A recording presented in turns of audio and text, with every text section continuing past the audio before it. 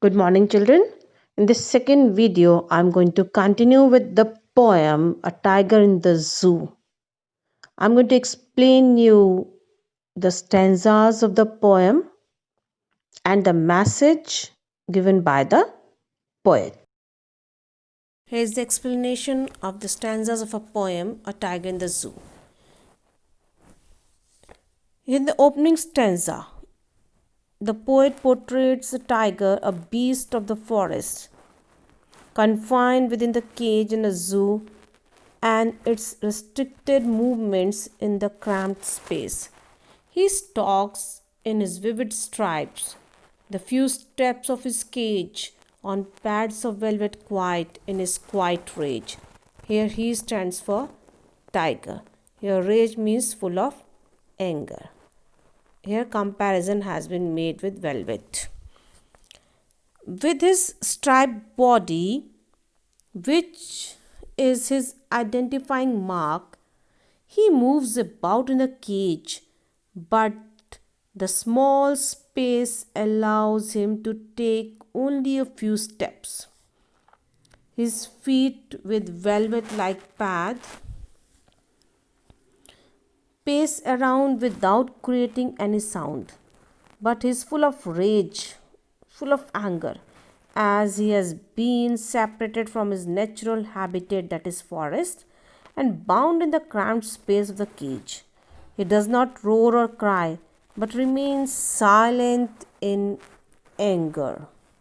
The poet implies that in the restricted space, the tiger has suppressed his emotions and basic temperament. Therefore, he does not roar in rage as he is expected to do so. The poet pities the enslaved tiger and contrasts his life in a zoo with what it would have been in a forest. He suggested that the cage is not a proper place for the tiger. The tiger is a wild animal who is supposed to live in the forest, which is his natural habitat. Now, in these 4 lines, he explained about that what he used to do in the forest. He should be lurking in a shadow, sliding through long grass near the water hole where plump deer pass.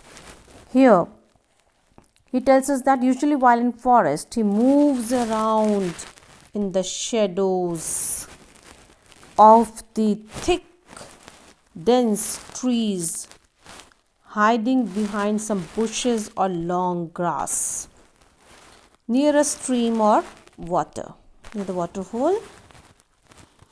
For his prey, prey here is plump deer. As soon as he sees the plump is fat deer or other animals coming there to drink water, he slides gently to the grass, attacks them and kills them. In other words, the tiger should be left in the wild to hunt and gather his own food rather than be fed by the zoo authorities. Here again, you can see in the next stanza, the poet has told that how the tiger he used to terrorize the villagers. In this stanza, he should be snarling around houses at the jungle's edge, baring his white fangs with teeth, his claws terrorizing the village. Here in this stanza, the poet continues with the description of the natural habitat and the natural behavior of the tiger in these lines, which is deprived of when imprisoned in a cage in a zoo. In his natural state, the tiger should be running around, starling around means running around the houses, near the houses at the edge of the jungle. He should be growling in his low voice to terrify people. His dangerous, sharp teeth, white fangs, sharp teeth, and claws should be sending fear in the hearts of the people living in the village on the outskirts of the jungle. Now, again, look at these 2 stanzas. Here, The poet, he contrasts the life of a tiger in a wild forest to a zoo. Now again he came back to the zoo. But he's locked in a concrete cell, his strength behind bars, stalking the length of his cage, ignoring visitors. Here in this stanza, he stops imagining the tiger's alternative life and returns to the real one, that is zoo. Here the tiger, it has been locked in a concrete cell where he is locked like a prisoner within a small cell made of concrete. All his strength to frighten people is suppressed. It has been suppressed by the authorities of the zoo as the tiger was in a small cage only. As he is forced to live behind the bars, unable to assault and frighten people. Thus, the poet says that the tiger's strength is locked behind the bars. Hundreds and thousands of people come to the zoo every day to see the tiger, but it does not pay any heed to them now. He became habitual of them. He resents being an object of public entertainment. He became the object of public entertainment and therefore shows indifference towards the visitors. He used to ignore them.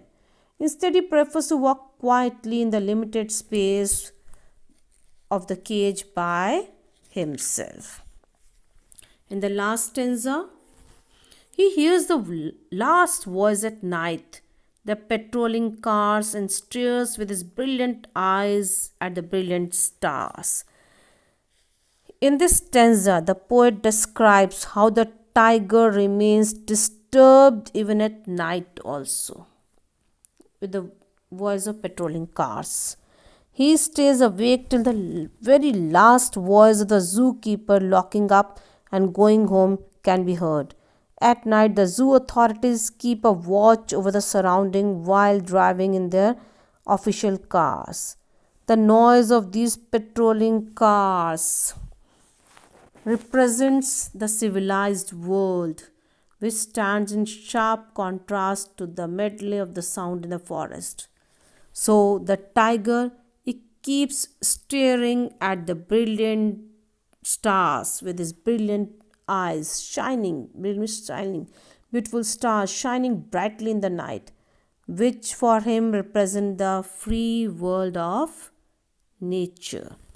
As it has been described that how the tiger used to feel when he was captured in the zoo. The message of the poem A Tiger in the Zoo, written by Leslie Norris. Leslie Norris in this poem wants to convey the idea that wild animals must be left free to enjoy in their natural environments. A wild animal enslaved and put in a cage in a zoo is not only deprived of the freedom in the jungle but also of his natural essential self. The natural instinct and the natural behavior of an animal in a zoo are suppressed and he is kept only as an object of entertainment for the visitors. It is cruel of man to snatch away the natural habitat of the animals. The pathetic sight of the tiger in the zoo thus conveys the message that wild animals survive better in natural habitats than in the confines of a zoo. Therefore, man must let them lead a natural life in a natural environment. Children, in the end, I want to tell you that the poet has used two settings in the poem, the zoo and the forest, to present a contrast between the life of a tiger when encaged in a zoo and the life in a forest. The life in a zoo represents slavery as the movements and the behavior of the tiger are restricted and his natural self is suppressed. On the contrary, the forest provides unlimited freedom to live a life of his choice in a natural habitat. Thus, the two contrasting settings emphatically convey the message that the wild animals must be allowed to thrive and survive freely in their natural habitats. With this, I'm going to end this video. If you are having any doubt, you can contact me. Thank you. Have a nice day.